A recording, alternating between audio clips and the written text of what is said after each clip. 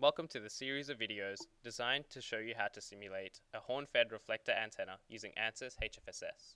In this video, part 3 of the series, I'll show you how to analyze the horn antenna. First, open up ANSYS Electronics Desktop if you haven't already, and go to Tools, Options, General Options. If you followed on from part 1 and 2, you won't need to follow these instructions. If you're joining on from part 3, feel free to follow these instructions at your own pace. Now go to Project, Insert HFSS Design. First step is to pick a solution type, so go to HFSS, Solution Type, and in this case we want a driven modal solution. Next, go to Modeler, Units, and select inches as your default units. Make sure vacuum is your default background material. Now if you've already followed on from part 1 and 2, you'll have created these input files from scratch. So go to Draw, 3D Component Library, Browse, find the file that you created, horn without airbox, and click Open. You can change the values of parameters through this window. In this case, these values are appropriate, so click OK. Now we're going to rotate this waveguide fed horn antenna, so go to Edit, select Submodels, select the waveguide fed horn antenna, and then go to Edit, Arrange, Rotate.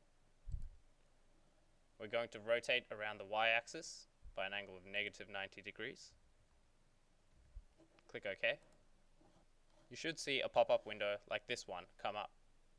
You can check the parameters are appropriate and click OK. Now let's create an airbox around this waveguide fed horn antenna. So go to HFSS, Model, Create Open Region. Here we're going to set an operating frequency of 10 GHz, which is the design frequency for this horn antenna. Change the boundary to radiation and hit OK. Now we're going to insert a far field setup to measure the 3D radiation pattern. Go to HFSS, Radiation, select Insert Far Field Setup, Infinite Sphere. You should see a pop-up window like this one.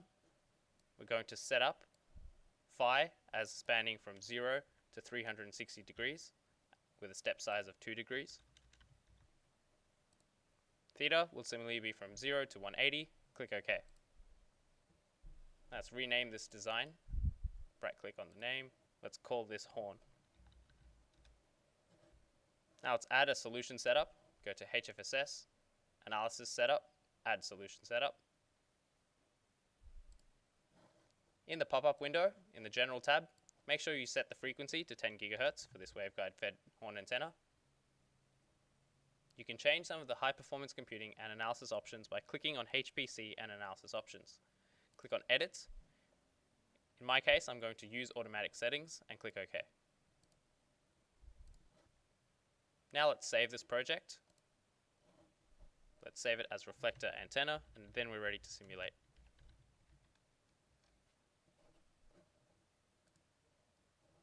Before simulating, perform a validation check.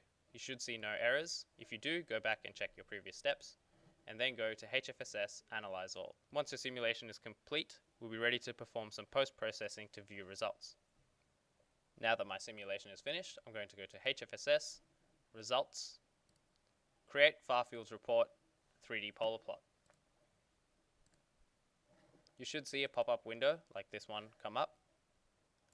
Here, make sure your geometry is set to the one we just defined, which was called Infinite Sphere 1. Your primary sweep is phi, secondary sweep is theta. We want a directivity 3D polar plot in dB. Click New Report. Hit Close in this window, and you'll see a 3D polar plot as shown. Now this looks cool, but we'd like to overlay this on top of the original geometry. To do so, go back to the 3D modeler window by double-clicking on horn. Then go to HFSS, Fields, Plot Fields, Radiation Field. Here you can toggle the visibility of your 3D polar plot on or off. Click Apply, and voila, there it is. Let's increase the scale, reduce the transparency, and hit Apply. You can see that this 3D radiation pattern has quite wide side lobes, and the scale of the original directivity plot can give you an indication as to how significant the directivity is. It is not sufficient for our application, so we're going to increase the directivity of this radiation by introducing a reflector. To see how this is done, move on to the next part. Thank you for watching.